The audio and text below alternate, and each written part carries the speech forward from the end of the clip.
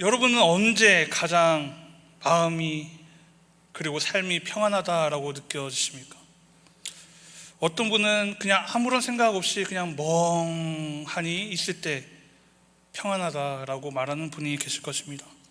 또 어떤 분은 좋아하는, 즐겨하는 운동을 할 때 또는 등산을 할 때, 어떤 분은 골프를 칠 때 마음이 편하다, 삶이 편안한 것이 느껴진다라고 말할지도 모릅니다. 또 어떤 분들은 계속 병원에 다녔는데 이제 치료가 끝나고 병원에 가지 않아도 될 때 평안하다라는 생각이 든다라고 말하는 분이 계실 수도 있고, 온 가족이 모여서 함께 식사를 나눌 때 평안함을 느낀다라고 말하는 분도 계실 것입니다. 하지만 그러한 평안들이 계속해서 지속적으로 평생 이어질까요? 이어지지 않습니다. 그때 잠깐 식구들과 같이 밥을 먹은 때 그때 잠깐, 즐겨하는 여가 활동을 할 때 그때 잠시 쉬고 근심 걱정 없이 멍하니 있을 때 그때 잠깐, 그때가 지나면 다시 정신없이 살아가고 또 불안감에 휩싸이며 살아가는 것이 바로 우리입니다. 그렇다면 참된 평안을 얻으려면 어떻게 해야 될까요? 그 방법을 오늘 말씀을 통해서 알 수가 있습니다. 첫 번째로 우리가 평안을 얻을 수 있는 방법은 회개입니다. 한번 자막을 보고 읽어보실까요? 회개하는 것입니다. 네, 우리가 참된 평안을 얻으려면 우리가 우리의 마음을 가다듬고 우리의 지은 모든 죄를 하나님께 내려놓아야 합니다. 우리가 죄를 가지고 있다면 우리는 참된 평안을 얻을 수가 없습니다. 우리는 우리의 손을 깨끗하게 해야 됩니다. 성경 말씀에 보면 눈으로 짓는 죄가 나오고 또 손으로 짓는 죄, 발로 짓는 죄, 여러 가지 모양의 죄가 나옵니다. 하지만 꼭 어느 한 부분으로, 한 우리의 몸의 지체로 죄를 짓는 것이 그 문제를 해결한다고 끝나는 것이 아니라 우리 마음의 문제도 우리의 생각의 문제도 다 해결해야 됩니다. 우리가 가지고 있는 모든 죄의 문제를 끊어내야 하는 것입니다. 근데 이것은 너무나 많이 들으셨죠? 너무나 잘 알고 계시죠? 하지만 우리의 마음대로 우리의 뜻대로 되던가요? 되지 않습니다. 이렇게 설교를 들으면 정말 우리의 죄를 다 내려놓고 죄를 짓지 말고 살아가야지 다짐하지만 뒤돌아서면 다시 죄를 짓고 살아가는 것이 바로 우리입니다. 하지만 그렇다고 해서 우리가 우리는 인간이기 때문에 어쩔 수 없어 하면서 다시 죄를 짓고 살아가는 것이 아니라 한번 하나님께 내려놓은 죄라면, 회개를 했으면 다시는 반복하지 않도록 결단하고 노력하는 모습이 필요하다라는 것입니다. 우리는 그렇기 때문에, 연약하기 때문에 우리는 의로운 사람이 아니라 나는 죄인이다 라는 생각을 늘 가지고 겸손하게 살아가야 합니다. 그렇게 살아갈 때 우리가 참된 회개가 있고 참된 용서를 받고 하나님께 참된 평안을 얻을 수 있는 것입니다. 그렇게 함으로 인해서 오늘 말씀에서 말하고 있는 것과 같이 평안을 얻을 수 있는 방법 두 번째, 죄와 불의가 우리 장막에 거하지 않게 해야 됩니다. 거하지 못하겠는데 오타가 있네요. 죄와 불의가 우리의 장막에 거하지 못하게 해야 합니다. 이것은 무슨 말이냐면 우리의 가정에서부터 참된 회개가 필요하다라는 것입니다. 저도 모태신앙이지만 저희 부모님도 그리고 할머니도 다 예수님을 믿으셨지만 우리의 가정을 볼 때 정말 하나님을 믿는 가정의 모습인가 라고 하면 그렇지 않은 모습도 있다라는 것입니다. 여러분의 가정도 돌아보면 완벽한 것 같지만 어느 한 부분에 있어서는 이거는 하나님이 싫어하는 모습일 건데, 그런 모습이 있을 것입니다. 그리고 나서 다른 가정에 어떤 문제가 생기면 예수님 믿는 가정이 집사님 가정이 권사님 가정이 왜 그러냐 흉을 보죠. 우리는 그러한 모습이 있어서는 안 됩니다. 우리의 가정을 먼저 돌아봐야 된다라는 것입니다. 우리 가정에서 참된 믿음 생활이 있고 참된 신앙 생활이 있고 참된 회개가 있다면 그러한 가정들이 모인 이 교회 공동체는 하나님이 기뻐할 수밖에 없고 회개할 거리가 없고 정말 참된 평안을 얻는 그러한 교회 공동체가 될 것입니다. 하지만 그러한 그러한 공동체를 찾는 것은 너무나 어렵습니다.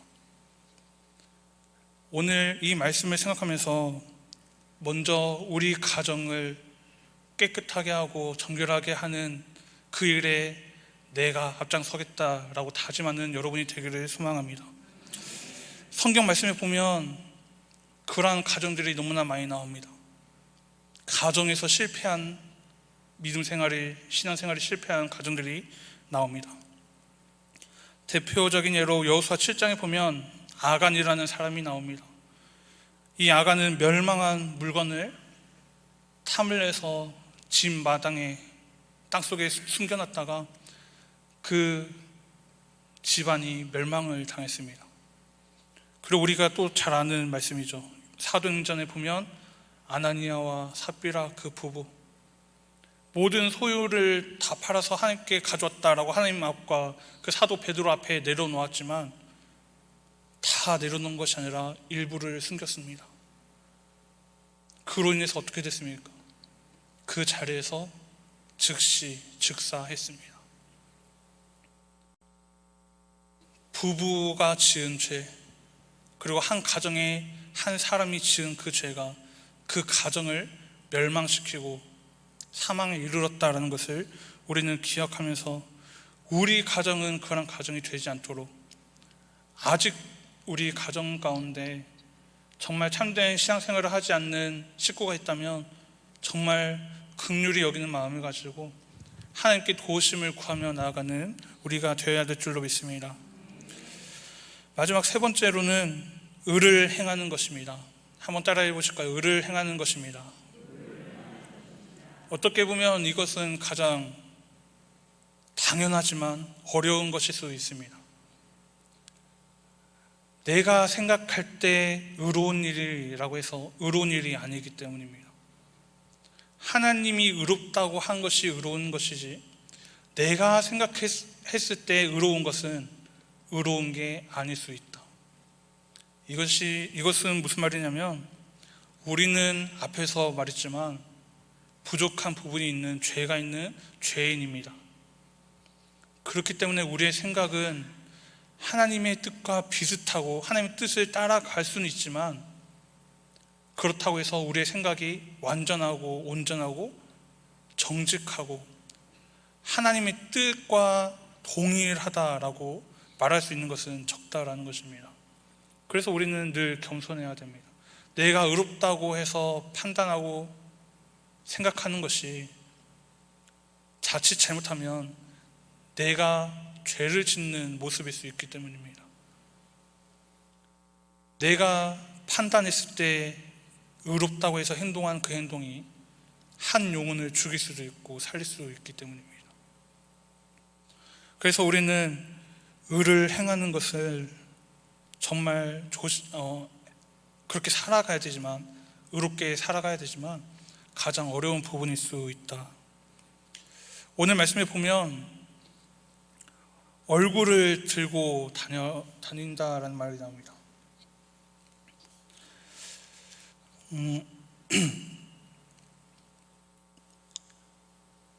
15절을 보면 흠없는 얼굴을 들게 되고 굳게 서서 두려움이 없으리라. 흠없는 얼굴이 무엇일까요? 아무런 부끄러움이나 거리낌이 없는 죄가 없는 그런 얼굴입니다. 좀 전에 말했다시피 스스로 의롭다고 생각한 사람들은 옆에 있는 사람이 뭐라고 하든 뻣뻣하게 고개를 들고 다닐 수 있습니다. 하지만 그것은 우리 사람들이 볼 때 저 사람이 의롭기 때문에 저렇게 뻣뻣하게 당당하게 살아가는구나 라고 생각할 수 있지만, 그렇게 사람을 속일 수는 있지만 하나님은 속일 수 없다는 것을 우리는 기억해야 됩니다. 우리는 사람을 속일 수 있습니다. 사람의 눈을 피할 수는 있습니다. 하지만 우리가 저 지하 깊은 곳에 숨어도 하나님의 시선은 피할 수가 없습니다. 그렇기 때문에 우리는 늘 사람 앞이 아니라 코람데오 하나님 앞에서 행하는 것을 생각해야 됩니다. 그래서 내가 하나님 앞에 정말 정직하고 의롭게 행동할 때 고개를, 흠이 없는 얼굴을 들 수 있다라는 이 말씀을 통해서 우리가 고개를 들고 당당하게 살아갈 수 있는 것입니다. 오늘 말씀에서 당당하게, 담대하게 라는 표현이 나오지만, 담대하게, 당당하게 살아가는 것은 마음에 평안함이 있기 때문입니다. 우리의 마음에 평안함이 없고 우리의 행동에 자신감이 없으면 그렇게 고개를 들고 다닐 수 없다라는 것입니다. 잠언 28장 1절 말씀 한번 보실까요? 다 같이 한번 읽어봅시다. 시작. 악인은 쫓아오는 자가 없어도 도망하나 의인은 사자같이 담대함을, 의인은 사자같이 담대하다. 아무리 사자가 쫓아와도 담대하게, 아무리 어둠의 그림자가 우리에게 다가와도 담대하게, 아무리 죽음의 문턱에 있을지라도, 오늘 당장 죽는다라고 사망 선고를 받는다 할지라도 담대할 수 있다는 것입니다. 평안할 수 있다는 것입니다. 또 요한일서 3장 21절 말씀 한번 보실까요? 함께 봅시다. 시작. 사랑하는 자들아, 만일 우리 마음이 우리를 책망할 것이 없으면 하나님 앞에서 담대함을 얻고.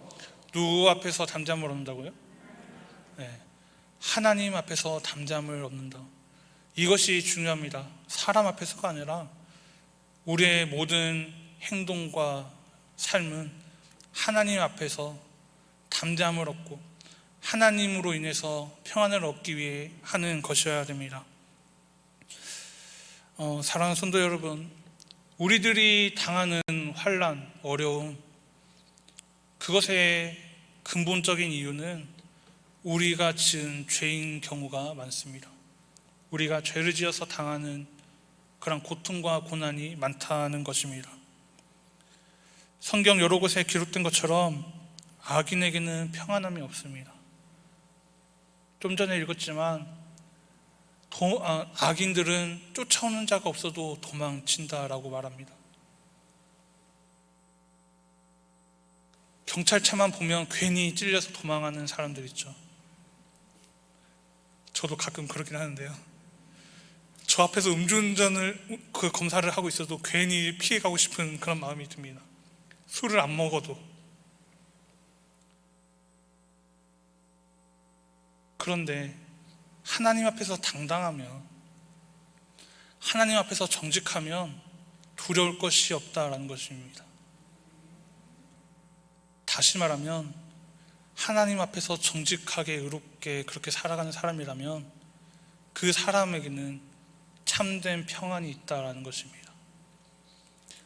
그렇기 때문에 우리는 우리 손에 그리고 우리 가정에 있는 죄악을 다 끊어내야 됩니다. 나부터, 그리고 우리 가정에서부터 참된 회개가 시작되고 하나님이 원하는 모습으로 변화가 될 때 가정뿐만 아니라 우리 교회가, 그리고 더 나아가서 이 지역과 우리나라가 변화될 줄로 믿습니다. 우리나라를 봐도, 전 세계의 현재 상황을 봐도 당장 지구가 멸망한다 해도 아무렇지도 않을 것 같은 그런 상황들이 계속되고 있습니다. 물가는 계속해서 오르고 우크라이나와 러시아의 전쟁은 끊이지 않고 중단될 것 같다가도 다시 러시아가 도발을 하고, 우리나라만 봐도 북한이 미사일을 계속해서 쏘아대고 우리나라는 미국과 같이 맞대응을 하고 이런 상황 가운데서 어떻게 어느 누가 평안히 쉴 수 있겠습니까? 하지만 오늘 말씀대로 정말 하나님 앞에서 아무 그런 꺼리낌이 없이